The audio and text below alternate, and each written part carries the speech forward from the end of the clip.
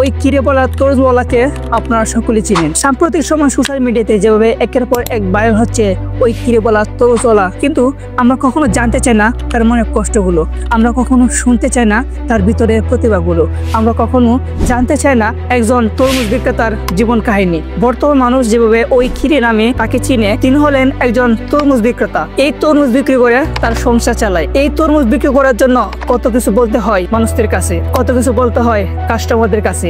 একটা কাস্টমার কাছ থেকে টাকা আনতে কতটা কষ্ট হয় তা শুধু ব্যবসায়িকরাই জানে। তেমনই একজন ব্যবসায়ী তরমুজ বিক্রেতা। আজকের গল্পটি তাকে নিয়ে।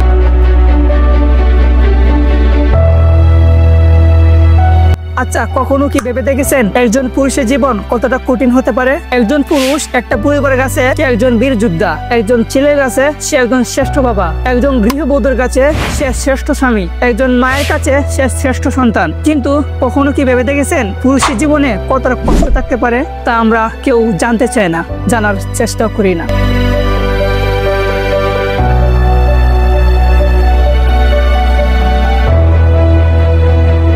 তবে একটা পুরুষ তার পরিবারের জন্য দেওয়াল হয়ে দাঁড়ায়, কিন্তু দিন শেষে দেখা যায় তার কষ্টগুলো কেউ শুনে না।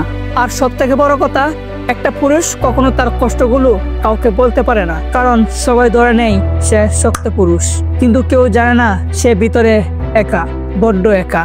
আর একটা বিষয় আমরা জানি যে পুরুষরা কখনো কাঁদে না। তবে এখানে প্রশ্ন, চোখ যেহেতু আছে, কষ্ট যেহেতু আছে, মনে মায়া মমতা সবকিছু যেহেতু আছে, তাহলে তারা কেন কাঁদে না? নাকি তাদের কান্না কেউ দেখে না? আর একটা পুরুষকে কাঁদানো এতটা সহজও না।